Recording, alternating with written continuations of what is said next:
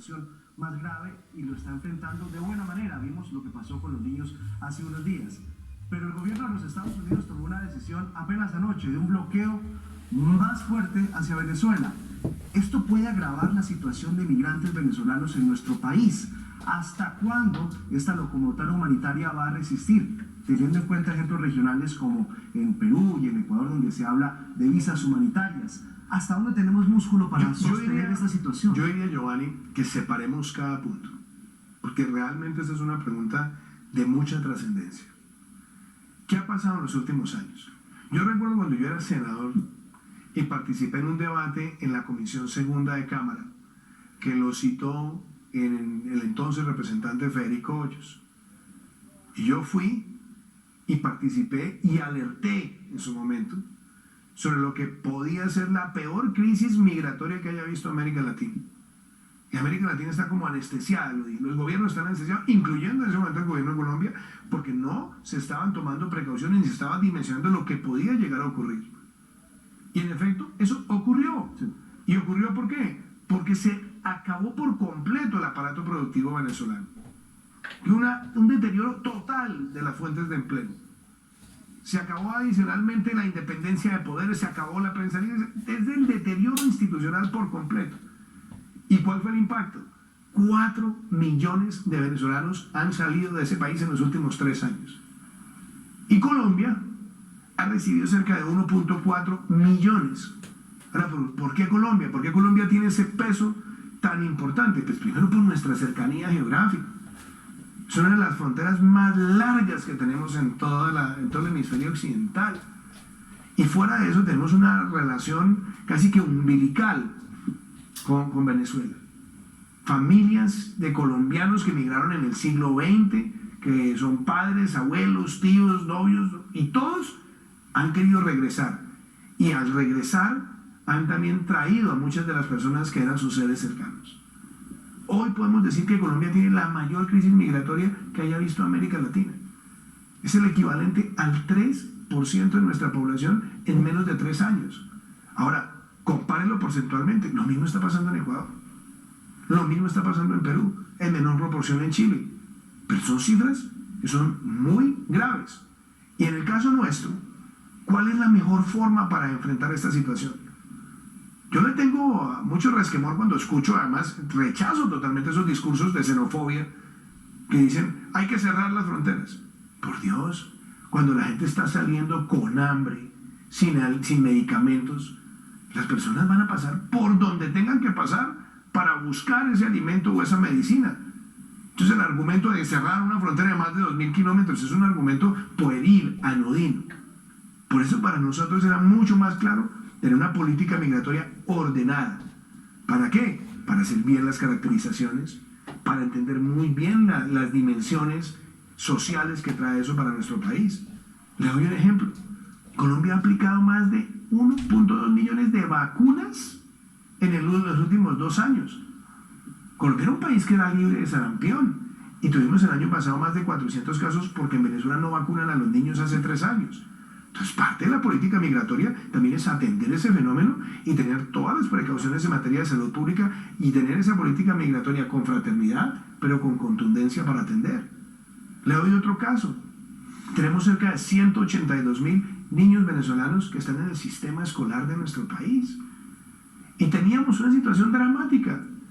Cerca de 24.000 niños que nacieron en Colombia entre el 2015 y el 2019 de hijos de padres venezolanos que no habían normalizado su situación migratoria y que estaban en un riesgo de apatridia porque no tenían nacionalidad.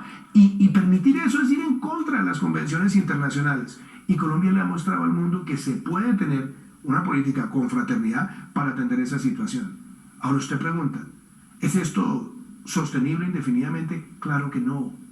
Y por eso es que nosotros hemos elevado nuestra voz para mostrar que lo que ha causado esto es una dictadura en Venezuela. Con sanciones o sin sanciones de Estados Unidos, ese flujo migratorio no iba a parar ni va a parar. Y las sanciones que ha adoptado Estados Unidos, que esencialmente son un embargo frente a los activos que tenía la dictadura en los Estados Unidos, hoy lo que hay es una sustitución en la administración de esos activos que pasan al gobierno legítimamente reconocido de Juan Guaidó y de la Asamblea Nacional. Pero si usted me pregunta en que si la comunidad internacional debe arreciar las sanciones, el cerco diplomático y presionar por esa vía a que se logren los tres ingredientes que es el clamor de todo el pueblo venezolano, que es el cese de la dictadura y de la usurpación, un gobierno de transición con representación amplia y la convocatoria de elecciones libres, yo creo que todo eso, bienvenido, porque tiene que parar esta hemorragia de crisis humanitaria que está afectando a toda la región. Presidente, pero arreciar en el cerco diplomático va a tener unas consecuencias, al menos en el corto plazo, y son que posiblemente aumente la migración de venezolanos que salen de Venezuela.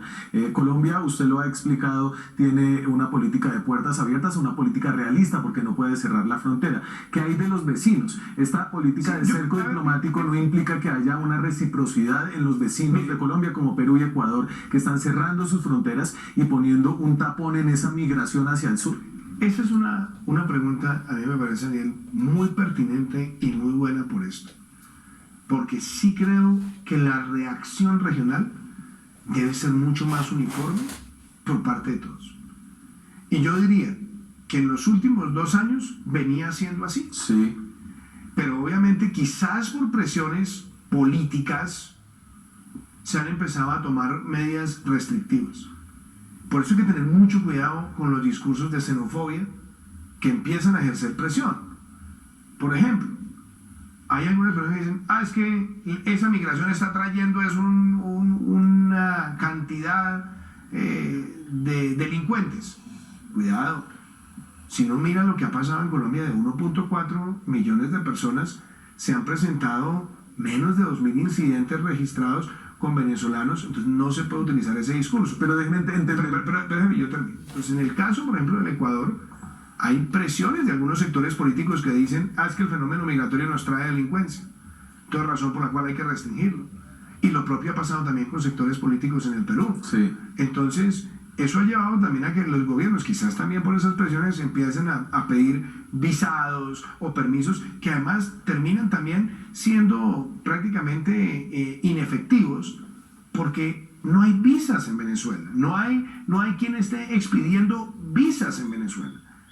Las capacidades consulares de esos países son mínimas en este momento. Entonces termina siendo de alguna manera inefectivo, y lo otro es que tampoco está frenando la migración. Porque quien quiere llegar al Perú, porque tiene a su mamá, a su hermana, a su tía, a sus seres queridos, llega. O quien quiere llegar a Ecuador, llega. Aun cuando se exponga a estar en una migración ilegal.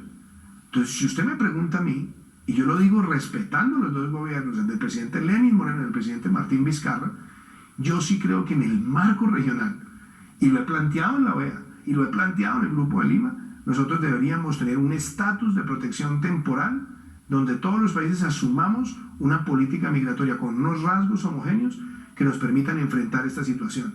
Pero sea esta también la ocasión para decir que la comunidad internacional, y me refiero a los países más desarrollados, frente a la crisis y al tamaño de la crisis, yo creo que la contribución que han hecho para enfrentar esta situación es mínima en comparación con otras crisis migratorias que se han presentado en otros lugares del mundo. Y se necesita más apoyo con recursos. No es que nosotros estemos en una actitud de chillantina, no, pero sí se necesita un aporte mucho más claro y mucho más contundente, sobre todo para enfrentar temas elementales como salud, alimentación y albergue. Y no dejaremos de hacer ese llamado.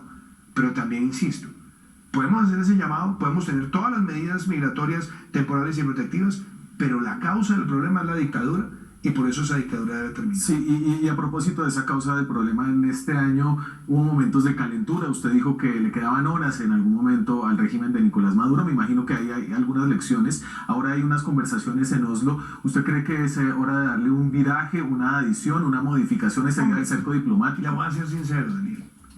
Muchos de mis críticos dicen, pero es que Duque dijo que quedaban horas.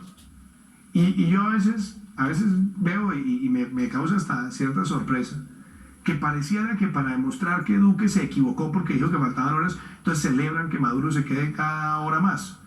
Yo creo que independientemente de si dije horas, minutos, segundos, fracciones de segundo, meses, lo cierto es que es necesario y es urgente para el bien de la región que esa dictadura llegue a su final. Pero también es importante que dimensionemos de dónde venimos. ¿Dónde estábamos hace un año? Hace un año, cuando empezó nuestro gobierno, éramos una voz relativamente solitaria cuando nosotros retiramos a Colombia de UNASUR y nosotros dijimos que consideramos ilegítimo el gobierno de Nicolás Maduro. Muchos países se demoraron hasta enero del 2019, que era cuando se hacía efectiva la posesión de la nueva y legítima elección que tuvo Nicolás Maduro, para pronunciarse abiertamente. Pero hace un año Nicolás Maduro se sentía infalible, con el gran respaldo de la comunidad internacional, con la gran mayoría de países de América Latina reconociéndolo como la autoridad legítima en Venezuela. ¿Cómo estamos hoy? Más de 50 países del mundo no reconocen a Nicolás Maduro, reconocen a Juan Guaidó y reconocen a la Asamblea.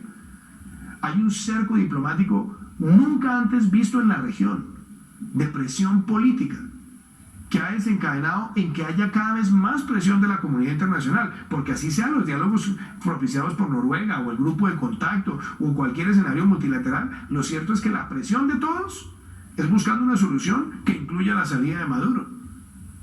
Entonces, para mí, eso es un avance.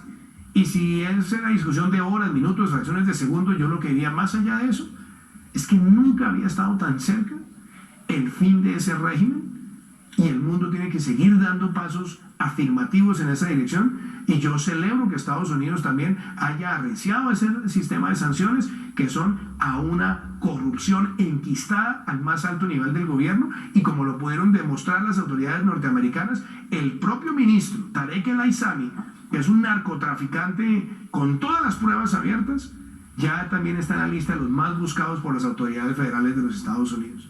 Entonces yo creo que los avances que hay son positivos, pero aquí no podemos bajar la guardia. Todos los países debemos hacer lo que sea necesario para que Venezuela acaricie esa transición institucional. Presidente, lo cambio de tercio. El tema de los cultivos ilícitos.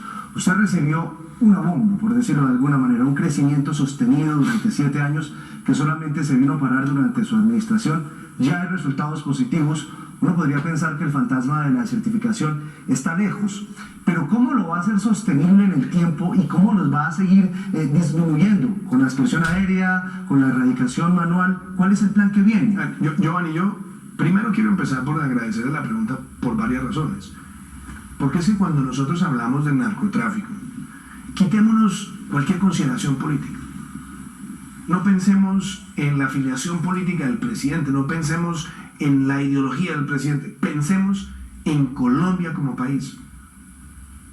Cuando empezó el Plan Colombia, a finales de los 90, comienzos del 2000, Colombia tenía 190.000 hectáreas de coca.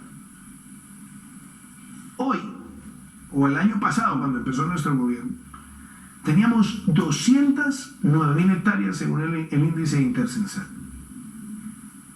Entonces, la pregunta, después de todo este esfuerzo, ¿cómo puede ocurrir eso? Más aún cuando en el año 2014 estábamos por debajo de 50.000 hectáreas. ¿Cuál es la primera reacción? Entre el 2014 y el 2018, el crecimiento fue exponencial.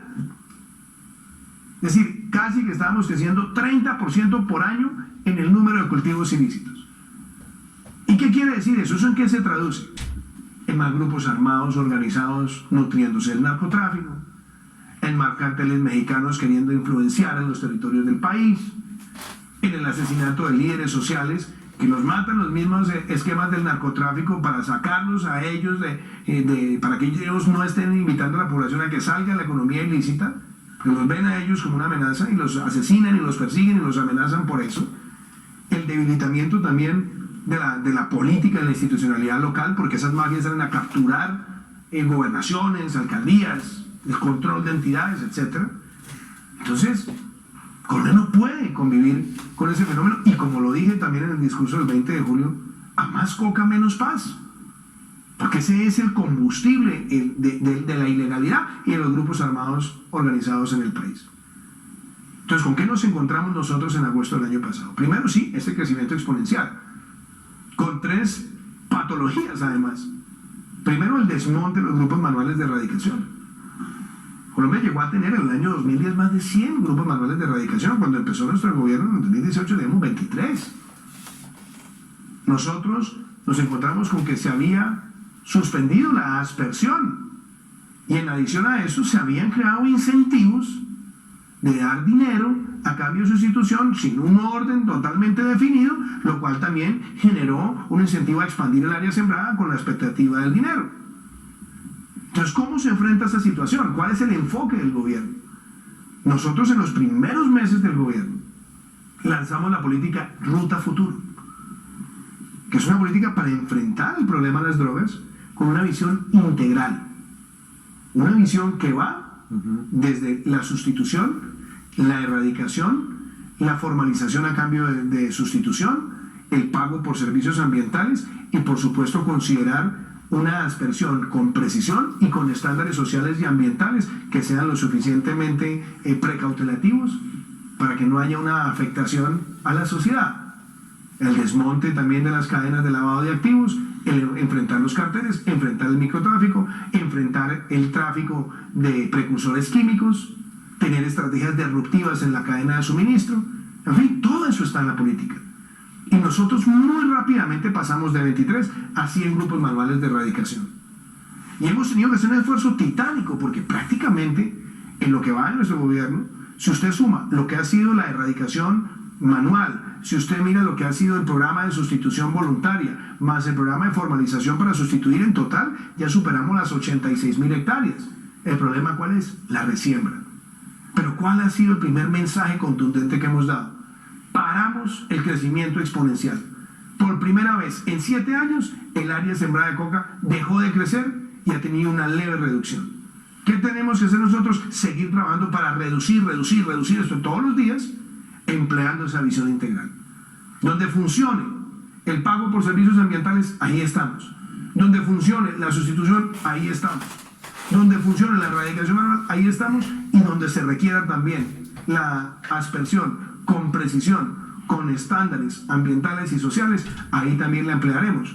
Porque lo que no puede ser, Giovanni y Daniel, es que hay algunas regiones de este país donde nosotros tengamos que exponer grupos manuales de erradicación y miembros de la fuerza pública que los acompañan para que estén en campos minados o al acecho de francotiradores al servicio de los carteles mexicanos. Ahí tendremos que utilizar aspersión con precisión. Pero esto no es porque nosotros estemos haciéndole apología a un método en particular versus otro, sino tener una visión integral donde todas las herramientas suman en defensa de la legalidad en nuestro país. ¿Tiene, presidente, un cronograma para avanzar en el tema de la fumigación con precisión, como usted la llama? Esto tiene todo un proceso por el Consejo de Estupefacientes. Sin lugar a dudas. Primero, nosotros estamos obrando de conformidad con lo que ha dictado la Corte Constitucional. Y en eso nosotros no estamos en la idea de ir a la topa tolondra, no, sino ir en armonía con lo que ha dicho la Corte. Y eso implica estándares sociales, estándares ambientales, eso implica tener todos los fundamentos y tener la posibilidad de responder con claridad, pero se necesitan todas las herramientas. Cambio yo ahora de tercio para hablar un poquito de política, que ha sido uno de los... Me gusta mucho, a mí me gusta y hablamos mucho de usted en el programa, como se imaginará, y hemos hablado mucho acerca de este experimento que usted le ha propuesto al país en la relación con el Congreso. Un experimento que entiende que va a cortar lo que se llamó la mermelada, que eran los auxilios parlamentarios, el presupuesto del gobierno nacional central a cambio de los votos de los congresistas, pero también y tal vez por primera vez desde que usted y yo y Giovanni estamos vivos, este es un gobierno que no tiene una coalición de partidos en el Congreso, una coalición de partidos que incluye la participación de esos partidos en el gobierno. Y yo me pregunto, ¿cuál ha sido la ganancia de esta estrategia, de esta visión? Porque tiene unos costos muy altos. Esa pregunta lleva varios componentes. Primer componente: lo que yo tanto critiqué cuando fui senador era la figura de los cupos indicativos, que era la expresión quizás más clara de la mermelada, que era permitir la injerencia de sectores políticos en la contratación del Estado a cambio de decisiones que se podían tomar en el ámbito legislativo.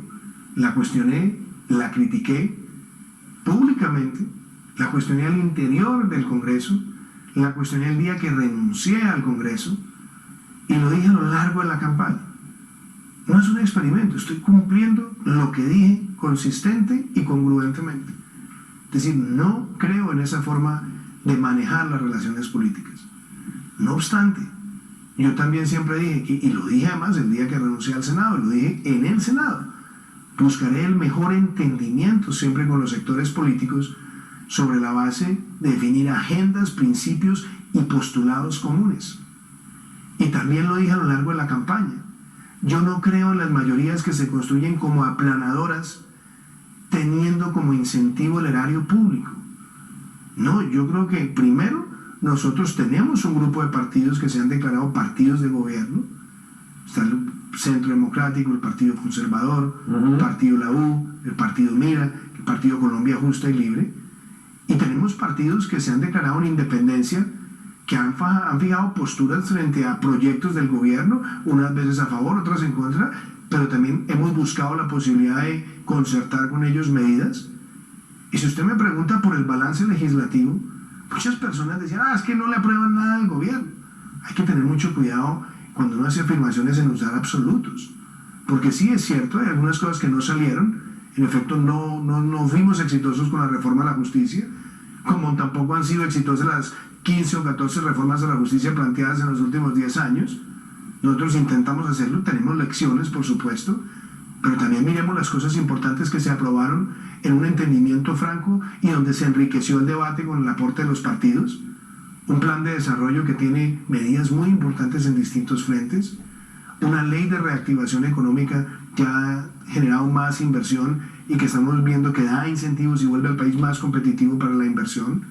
3, el haber sacado un presupuesto bienal de regalías que también contribuye a que tengamos esquemas como el de obras por regalías y que mejoró la distribución también en los distintos municipios, el fortalecimiento de la Superintendencia de Salud para sancionar con más drasticidad a los que abusan del sistema, el acceso de Colombia a la OCDE, que era algo que venía de atrás, pero que nosotros le dimos el pleno respaldo, la ley de las TIC, que ha permitido también estimular y apoyar la inversión en el sector, lo que hemos visto también en movilidad eléctrica, lo que hemos visto también en la actualización de la ley 4 y 18, que crea las zonas estratégicas de intervención integral para llegar a los sitios de más violencia con seguridad y justicia, pero al mismo tiempo con el resto de servicios.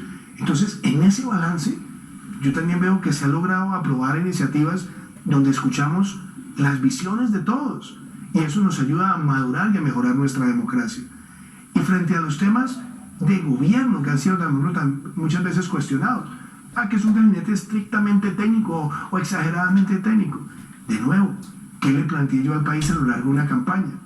Que buscaríamos tener un gabinete donde más que representar intereses políticos, tengamos personas con conocimiento y solvencia en los temas, sin que tengamos que hacer ninguna segregación o discriminación de carácter político. Pero se la hay. Y de hecho usted se da cuenta que adentro del gobierno hay una segregación de los políticos en su gabinete. Le voy a decir una cosa. De lo que usted puede llamar político, usted me tendrá que dar su definición.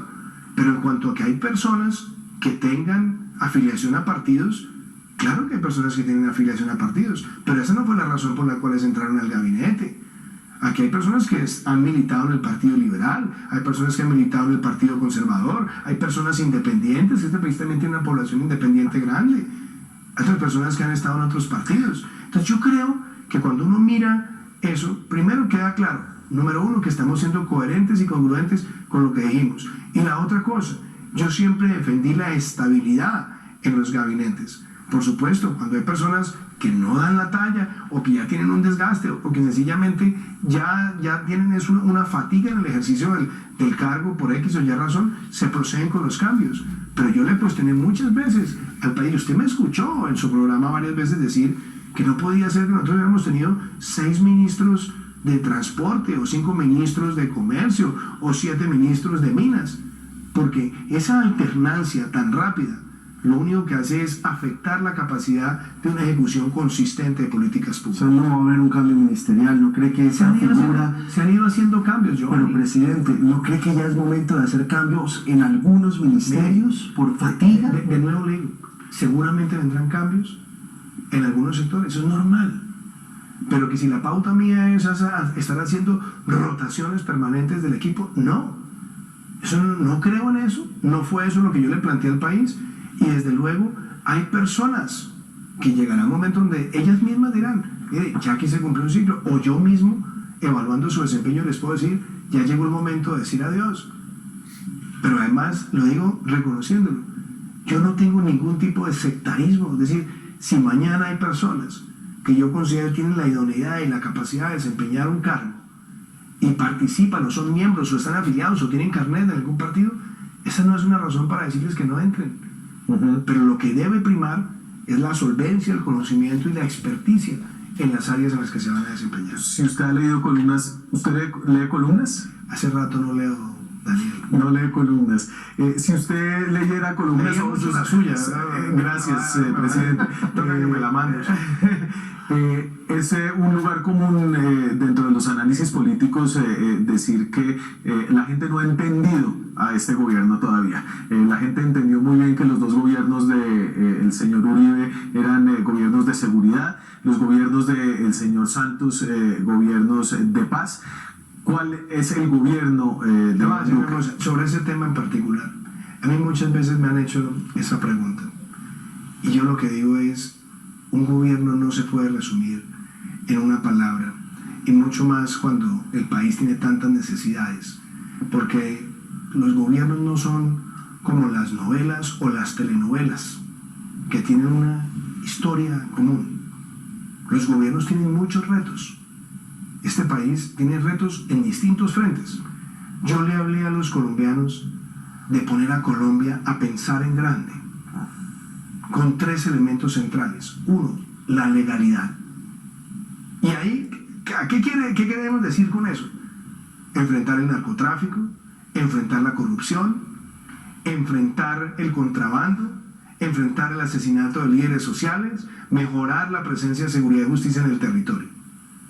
Cuando hablamos de emprendimiento, si queremos que este país crezca vigorosamente, si queremos que el país innove vigorosamente, acá se necesita tener una cultura de emprendimiento para la micro, la pequeña, la mediana y la gran empresa, y tomar decisiones regulatorias, y tomar decisiones que reactiven la economía.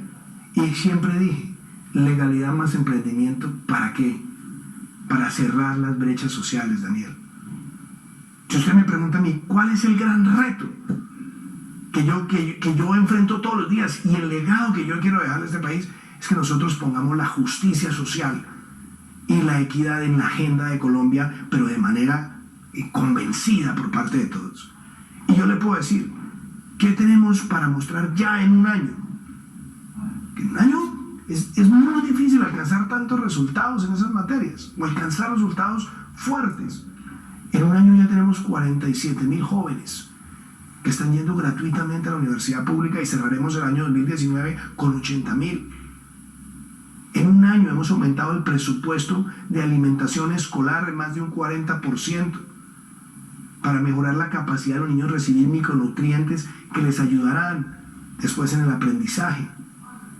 En un año tenemos más de 50,000 beneficiarios de mejoramientos de vivienda, baños, pisos, cocinas, techos, baterías sanitarias, cubrimiento estructural.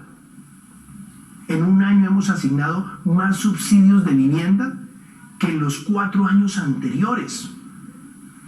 En un año tenemos ya 140,000 inscritos en el programa de semillero de propietarios para que muchas familias dejen de ser arrendatarios eternos y empiecen a convertirse en propietarios con el apoyo del subsidio y la bancarización.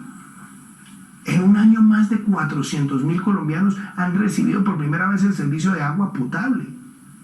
Y eso es equidad. En un año hemos llevado a 16,000 hogares la luz en lugares donde no existía. Y le doy un caso, por ejemplo, que a mí me marcó. En Crucito, en Tierra Alta, Córdoba. Una comunidad donde hace no muy lejos estábamos viendo familias donde los niños se murieron por una vela. Hoy llega la luz eléctrica con paneles solares unifamiliares. Eso es equidad. Como también es equidad que nosotros estemos avanzando en el esquema de doble titulación. Como también es equidad que hayamos aumentado la cobertura en cerca de 25,000 adultos mayores en el programa del adulto mayor. Pues son como 100 logros, presidente, si me los da todos. Se los puedo dar todos, además con pasión, porque sí. uno está en este ejercicio, Daniel, buscando todos los días acertar y producir resultados. Entonces usted me pregunta, hábleme del tema Sí. Yo le estoy hablando de una secuencia que nosotros le hablamos a los colombianos desde la campaña. El país necesita legalidad, necesita emprendimiento para que nosotros mejoremos en equidad y cerremos brechas sociales. Presidente, usted recibió un país que ahorita tiene grupos armados organizados, como el ELN, que abiertamente delinque desde Venezuela. Grupos armados organizados residuales, que no son otra cosa que las disidencias de las FARC armados, y también en Venezuela, dícese del Paisa, de Iván Márquez, de Santrich. Tiene también la delincuencia común, que ni quiero hablar de ella, que es la que está afectando al ciudadano, y tiene además a Venezuela como una amenaza constante en lo militar. ¿Para dónde va su política de seguridad y defensa? Mire, Giovanni, ahí hay 3 desafíos grandes, y usted lo decía bien. El primero era el narcotráfico, porque todos esos grupos armados que usted menciona, todos gravitan con el narcotráfico, con la extracción ilegal de minerales. Y cuando empezó nuestro gobierno, así era que se estaban ellos despachando y estaban bien popochos en materia de recursos. Usted veía el ELN, usted veía el Plan del Golfo, usted veía los Pelusos, usted veía los Caparros, usted veía los Pachenca, usted veía a los plutilleros, a los que llaman ahora GAO residuales, que eran disidencias de FARC, todos metidos en ese negocio. Entonces, lo primero que teníamos que hacer era parar ese crecimiento exponencial de esos cultivos ilícitos que eran la fuente de ingresos. Se logró parar ese crecimiento exponencial, una reducción, tenemos que avanzar más. Pero por otro lado, volverlos a enfrentar, y enfrentarlos con capacidad, enfrentarlos con interés también disuasivo, y por eso hemos visto que se han presentado en sometimientos a la justicia, entregas individuales, capturas, que les han ido mermando su capacidad de daño.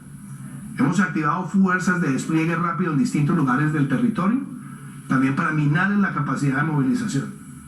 Y yo le podría decir que en un año se han asestado golpes también muy importantes a esas estructuras.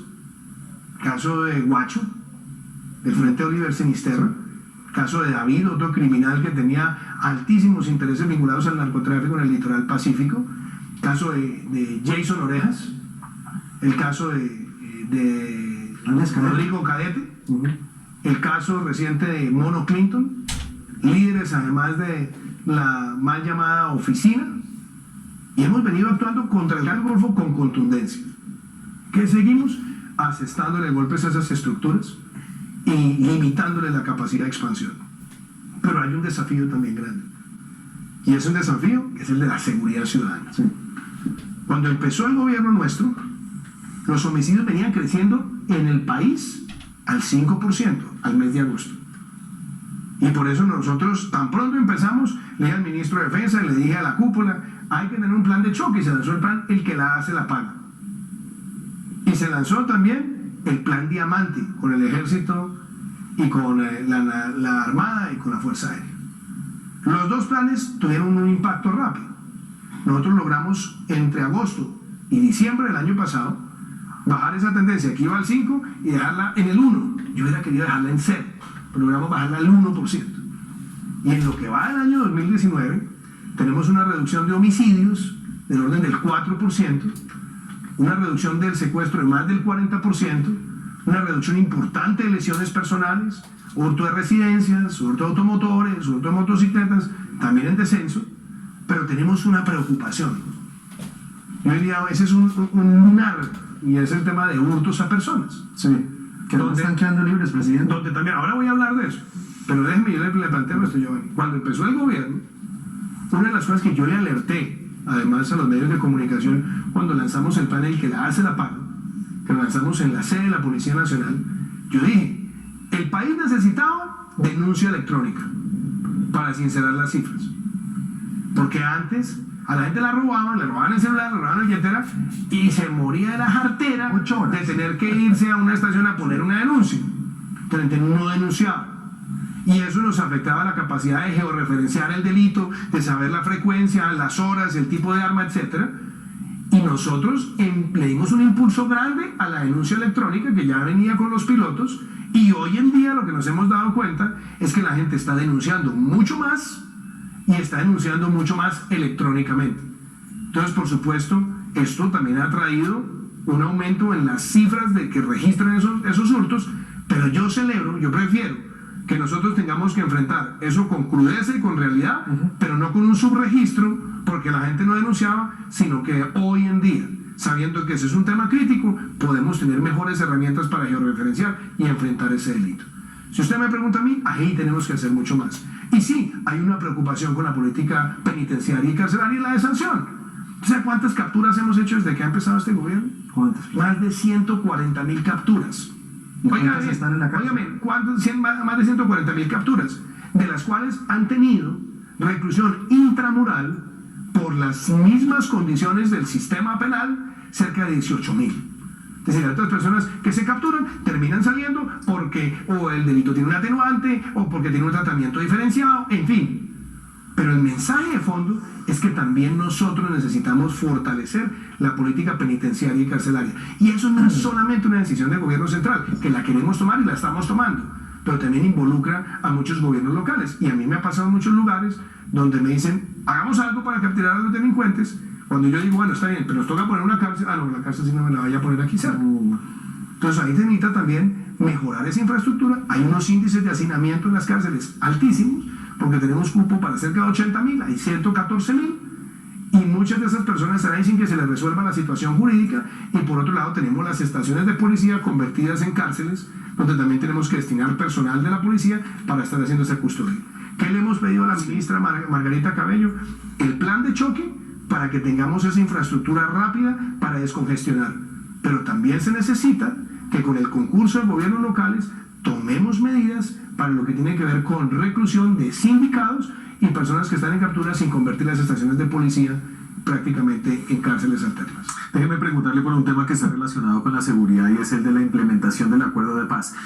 Tengo yo la sensación, presidente, que usted ya no va a insistir en cambios en el Congreso. El proceso de las objeciones tal vez fue una lección de lo difícil que eso va a ser, y que más bien va a tratar de, a través de un enfoque determinado, implementar como usted ve mejor ese acuerdo de paz. Pues mire, a mí me ha tocado ver a veces muchos comentarios exagerados. Yo siempre, pero si no lee columnas. Pero yo le digo esto. Había un presidente de Colombia, a quien yo admiro mucho, era Darío Echandía. Y Echandía decía, cuando hablan mal de uno exageran, y cuando hablan bien de uno también exageran. Yo creo que en estas cosas, Daniel, lo más importante es mirar con los hechos, evaluar con los hechos. Yo siempre dije a lo largo de la campaña, ni trizas ni risas. Aquí no había una intención de venir a destruir las cosas que estén saliendo bien, pero tampoco dejar que haya burlas al Estado de Derecho. Sobre esa base, ¿en qué nos hemos concentrado? Y yo dije, tiene que salir exitoso por el bien de este país ese proceso de reincorporación de las personas que dejaron la violencia. Y entonces yo lo que digo es, evaluemos los hechos. Entre diciembre del 2016 y agosto del 2018, es decir, 20 meses casi, solamente 2 proyectos productivos colectivos fueron implementados para esas personas que estaban en proceso de reincorporación. En un año de nuestro gobierno, 25. En los 20 meses anteriores, solamente se lograron cerrar 2 planes de desarrollo con enfoque territorial. En un año de nuestro gobierno, 14 para completar los 16 que cubren los 170 municipios dentro de esos planes de desarrollo con enfoque territorial. Lo que se ha hecho en obras por impuestos, más de 350.000 millones de pesos, donde ha estado el sector privado participando en iniciativas. 42 empresas, 41 proyectos, 28 municipios PEDET. Haberle planteado al país con claridad el catastro multipropósito, porque cuando empezó nuestro gobierno apenas el 5% del catastro estaba actualizado. Pusimos en marcha la política pública, sacamos el documento COMPES, trajimos al Banco Mundial, al BID, lanzamos la operación. ¿Para qué? Para llegar al 2022 con el 60% del catastro actualizado y dejarle al próximo gobierno que en el 2024 complete el 100% y descentralizando los servicios catastrales para tener una actualización moderna. Ese solo hecho es fundamental para la política de formalización, de titulación, de manejo transparente de la tierra en el país. Y desde luego, mejorar las condiciones de asentamiento de quienes van a estar en esas iniciativas productivas. Y eso ha sido reconocido por las Naciones Unidas, por la Unión Europea. Entonces, quitemos la paranoia y miremos las cosas por los hechos. Y frente al tema de lo que son, o lo que yo planteé siempre, como enmiendas a las cosas que no salen bien, yo le planteé al país con claridad una reforma constitucional para que ni el secuestro ni el narcotráfico fueran conexos al delito político, para pasar esa página. Y se aprobó con el apoyo de los partidos de gobierno, de los partidos independientes, porque era congruente con lo que nosotros debemos alcanzar en términos de legalidad. Y agréguele además otro elemento. Yo siempre planteé que se necesitaba ser muy claro frente al cumplimiento y que no podíamos ser tolerantes con la reincidencia. Y por eso es que hemos enfrentado a los reincidentes. Es que Guacho fue un desertor. Rodrigo Cadete, Jason Orejas eran delincuentes bandidos que nunca quisieron entregar las armas y que pretendieron la reincidencia. Ahí también le hemos cumplido al país y le seguiremos cumpliendo. Pero no vamos a ser tolerantes con la reincidencia. Y le agrego la otra. Es muy importante también que se haga una reflexión profunda sobre dónde está la información de los vínculos que la FARC como grupo armado tuvo con el narcotráfico. ¿Eso cuándo se lo van a contar al país? ¿Cuándo van a contarle al país también lo que fue el reclutamiento de los niños? Y hay cuestionamientos también de la propia Fiscalía sobre la total sinceridad de los bienes para reparar a las víctimas. Esos temas se pueden plantear porque son del interés de todo un país. Y una cosa, Daniel, y con eso termino esta respuesta, tiene que ver con que nosotros como colombianos sanemos una diferencia absurda que se creó entre amigos y enemigos de la paz. Yo creo que este ya es el momento donde todos entendamos que la paz es de todos, la tenemos que construir todos, y que construirla en un marco de un Estado de Derecho es fundamental. Por eso yo, cuando me he tenido que referir, por ejemplo, al caso del ELN, yo dije, como presidente me va a tomar 30 días el primer mes de gobierno para evaluar lo que fueron los 17 meses de conversación con el gobierno anterior. ¿Qué encontramos? Que en 17 meses de conversación cometieron actos terroristas, más de 400, mataron más de 100 personas y secuestraron 18. Eso no es voluntad de paz. Y oye, yo estoy listo para darle una oportunidad, pero sobre la base de la liberación inmediata de todos los secuestrados y también sobre la base de que se le ponga fin a los actos criminales, porque no podemos validar la violencia como un mecanismo de negociación con el Estado. Y esas han sido las líneas que hemos tenido, y por supuesto estaremos siempre enfrentando a la ilegalidad con la contundencia y el compromiso. Una cosa pequeña, usted habla de hechos, el acuerdo es amplio, y usted lo sabe, el acuerdo incluye una reforma rural integral, que habla de un fondo de 3 millones de hectáreas, habla de una reforma política mucho más profunda. Me gusta mucho que haga usted esa pregunta, y le voy a explicar por qué. Porque cuando yo fui senador, yo siempre dije la reforma rural, la integralidad de una reforma rural, con o sin acuerdo la tiene que hacer el país. ¿Cuál es la gran reforma rural que nosotros tenemos que desarrollar en Colombia? Ahora hablemos las cosas con sinceridad y hablemos frente a lo que está desarrollando este gobierno. No hay nada más lleno de discursos que la política del campo históricamente en Colombia. Usted coge aquí 200 años para atrás y siempre va a contar discursos. Hablemos de las cosas prácticas. Una de las cosas que más le duele al campesino es la comercialización. Porque como me lo han dicho tantos productores, ellos sacan su producto, lo montan en una volqueta y tienen que llegar a un centro de comercialización donde le aparece un intermediario en una franja restringida de horario, y como decimos coloquialmente, los colombianos le dan por la cabeza porque le negocian o en el filo o por debajo los costos de producción. Y por eso nosotros concebimos una política de agricultura por contrato que se llama coseche y venda a la fija, donde el productor le vende a quien le va a comprar a través de un contrato, a través de un precio justo, a través de un precio fijo. ¿Y sabe cuál era nuestra meta este año? Llegar este año a 13.000 pequeños productores. ¿Saben cuánto vamos ya? En 17.000. Y muy seguramente terminaremos el año con 20.000 y empezaremos un ciclo de crecimiento exponencial para llegar a 300.000. Y ese es su énfasis de cumplimiento del acuerdo. Ese es, más que hablar de acuerdo, Daniel, Ese es un tema de reforma y transformación integral del campo, porque esa es la anhelada comercialización. 2, el tema de acceso al crédito. Cuando empezó nuestro gobierno, según las cifras de la Misión Rural, solamente 3 de cada 10 pequeños productores podían acceder al crédito. ¿Cuál es nuestra meta? Dinamizar esa oferta, llegar con la oferta, e inclusive hemos planteado que las personas que están reportadas en centrales de crédito por montos ínfimos inferiores a 100.000 pesos puedan retomar la vida crediticia y no quedar prisioneros del gota a gota. 3, los temas que son los servicios de extensión. Queremos llegarle a 550.000 productores con servicios de extensión, poder mejorar la atención de las vías terciarias en el territorio, y para eso se lanzó el programa Colombia Rural, con mucho esfuerzo, porque encontramos un presupuesto enclenque para vías terciarias y lo hemos tratado de fortalecer. Los temas de irrigación, donde hemos incluido algunos fenómenos, factores y proyectos en el plan de desarrollo y otros que deben ser pequeñas alternativas. Los temas de vivienda rural, en mejoramientos y en construcción de vivienda rural, que también hace parte de ese tratamiento integral. Los temas de tener una educación pertinente a las necesidades específicas de muchas de las regiones. Y otra cosa que es fundamental, la diplomacia sanitaria y la diplomacia agrícola de Colombia. Yo acabo de estar en la República Popular China, ¿y qué logramos? Que China compre 4 millones de cajas de banano colombiano, 40 millones de dólares al año, cuando las exportaciones rurales en total eran 240, un salto importantísimo. Abrir el aguacate Hass, que lo hemos hecho con China, que lo hemos hecho con Estados Unidos, que se va a hacer además con Argentina. Hemos llevado guanábana a Guatemala, estamos llevando piña al Perú, es decir, abriéndole el mercado a la producción.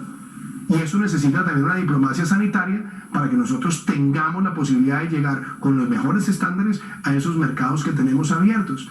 Todo eso hace parte, y en los temas de tierras a mí me parece muy importante, porque ese punto en particular, que estaba previsto a desarrollarse en un periodo de 15 años, expresaba que prácticamente por cada ciclo de cada 2 años deberíamos estar formalizando cerca de 600.000 hectáreas. Nosotros hemos hecho un ejercicio de formalización y titulación en un año que ya supera las 300.000 hectáreas. Y eso muestra que nosotros también entendemos que hay que mejorar esa asignación a las personas que fueron golpeadas por la violencia y por los violentos. Pero por eso digo, juzguemos con los hechos, porque es la forma más elocuente de mostrar el trabajo en el territorio. Presidente, usted el 30 de agosto pasado en Medellín lanzó el Centro para la Cuarta Revolución Industrial, y usted dijo que había que pensar en grande, que había que innovar en grande, reinventarse en grande. Puntualmente, ¿usted qué va a hacer para generar la competencia y la inversión en el sector de las TIC? A ver si generamos innovación a partir de las nuevas tecnologías. Gran pregunta, Giovanni. Hablemos de la realidad de Colombia. Primero, este es un país que tiene mucha creatividad, mucho talento, mucha capacidad innovativa. La agenda nuestra de emprendimiento para los jóvenes, ¿qué buscaba? Primero, que los jóvenes pudieran tener la capacidad de emprender, conseguir recursos para emprender, tener formas de acelerar el emprendimiento y vincular también ese emprendimiento a sectores donde Colombia tiene valor agregado, o en tecnología o en las industrias creativas. Pues primera medida, los emprendedores en muchos países, los años más duros, como decimos nosotros coloquialmente, donde tienen que pasar aceite, son los primeros 5 a 7 años, donde se endeudan mucho, donde no consiguen crédito fácil, y nosotros propusimos en esa ley de reactivación, y así quedó, 0 impuesto de renta durante los primeros 7 años para esas empresas. ¿A cambio de qué? Un mínimo de puestos de trabajo, un mínimo de inversión. Gran incentivo, que cobija las industrias creativas y que cobija también el sector de tecnología. 2. Colombia tiene una buena capacidad de talento técnico para desarrollarse en temas de la cuarta revolución industrial. Me fui para la Asamblea de Naciones Unidas, me encontré con Klaus Schwab, el presidente del Foro Económico Mundial, le dije al alcalde de Medellín que me acompañara en esta iniciativa y propuse que trajéramos a Ruta N en Medellín el centro de la cuarta revolución industrial, el primero en un país hispanoparlante. 6 meses después lo estábamos inaugurando en Medellín. ¿Orientado a qué tecnologías? Internet de las cosas, inteligencia artificial y tecnologías de seguridad encriptada aplicables a distintos sectores, bajo la figura del blockchain. Eso ha dado tanta confianza con respecto a Colombia porque se está trabajando en regulación inteligente, en fomentos de emprendimiento, y lo acompaña una iniciativa del gobierno que se llama Se Emprende, Colombia Emprende. Y es un sistema, un ecosistema, donde tenemos lugares físicos, pero acompañados también de las aceleradoras, los que ponen los recursos, los bancos, las incubadoras, las cámaras de comercio, para que los emprendedores puedan llegar ahí y puedan encontrar quién los financie o cómo tener un modelo de negocio exitoso. Y algo que para mí ha sido muy importante, crear el primer fondo de fondos donde ponemos recursos del gobierno y el sector privado para apoyar a esos emprendedores y tener empresas que proyectemos para que crezcan a 2 dígitos o a 3 dígitos bajo esa figura que ahora se denominan unicornios. Y algo que es bien interesante además, Giovanni, estuvimos en San Francisco, hicimos una visita con un grupo de empresarios para hablar con las grandes incubadoras y los fondos que le aportan a las empresas de tecnología emergentes en el mundo. Hay una muy famosa que se llama 500 Startups en San Francisco y nos decía, hemos hecho un concurso de más de 1000 empresas, hemos encontrado 11 empresas colombianas de emprendedores que las han fundado en menos de 3 años que pueden llegar a valer más de $1.000 millones en los próximos 5 años. Y le dijimos, vénganse a Colombia. Nosotros ayudamos a identificarlas y apoyarlos. Por eso el programa Impulsa, que además viene de la administración anterior. Y lo que hemos querido es darle mucho más protagonismo, más recursos, ponerlo más en la agenda. Queríamos que el programa Impulsa fuera ese canalizador y así lo estamos haciendo. Lidera Se Emprende. Traemos ahora de Francia a École 42, uno de los centros de capacitación de emprendimiento más importantes del mundo. Estuvimos en Francia, también trayendo a uno de los centros más importantes de emprendimiento. Estuvimos en Shanghai, en el Gangnam Campus, invitando a que Colombia esté en el radar de esos inversionistas porque tenemos el talento. Y yo no me echo para atrás en una convicción. Yo quiero que Colombia se posicione como el Silicon Valley de América Latina, como el lugar de las grandes transformaciones tecnológicas y de los líderes emergentes en tecnología en América Latina. Ya se nos va a acabar el tiempo, pero le quería preguntar por Bogotá. Hoy es el cumpleaños de Bogotá. Bogotá que está en pleno debate político, y ese debate político toca a la nación en el sentido en que la nación se ha comprometido a financiar el proyecto actual de metro. ¿Usted entiende que ahorita la decisión que va a tomar Bogotá y tal vez la decisión que suceda después del 27 de octubre va a ser un cambio de esos compromisos que ha adquirido la actual administración? ¿Y estaría el gobierno central dispuesto a entender el proceso político que hay ahorita en Bogotá? A ver, primero, yo no me involucro en el proceso electoral, pero sí tengo amor grande por esta ciudad. Y hemos trabajado de conformidad, no solamente con el propio amor y el propio convencimiento que tengo de la importancia de Bogotá, sino que hay un gobierno nacional que también mira permanentemente a Bogotá. Pone plata. Entonces, el proyecto del metro. Hablemos del proyecto del metro. El proyecto del metro, el 70% de los recursos los pone el gobierno nacional. Se ha estructurado un proyecto, hay una junta directiva, hay un proceso licitatorio. Y yo a veces digo, Dios mío, no sé qué pasa. O sea, aquí volvemos siempre a las mismas discusiones bizantinas, torpes, absurdas.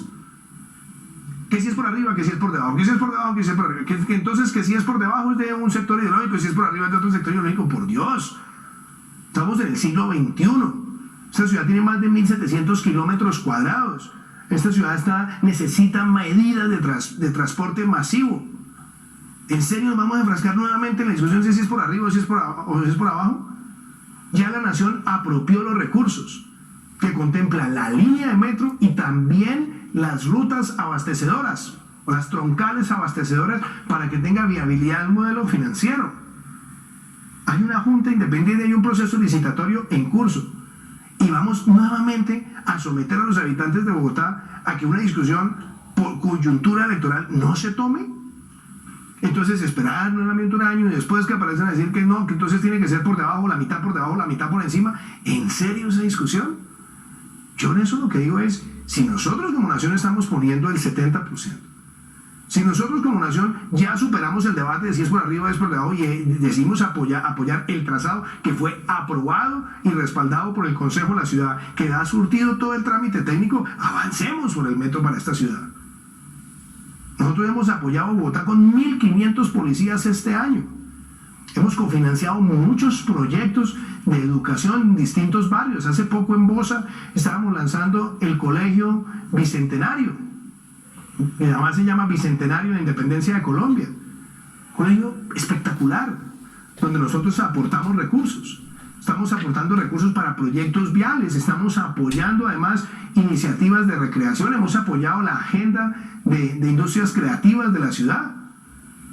Entonces yo lo que digo es, por Dios, las cosas que son necesarias, que llevamos años esperando todos, no las sigamos enfrascando más en esos debates, sobre todo cuando el 70% de los recursos los pone la nación.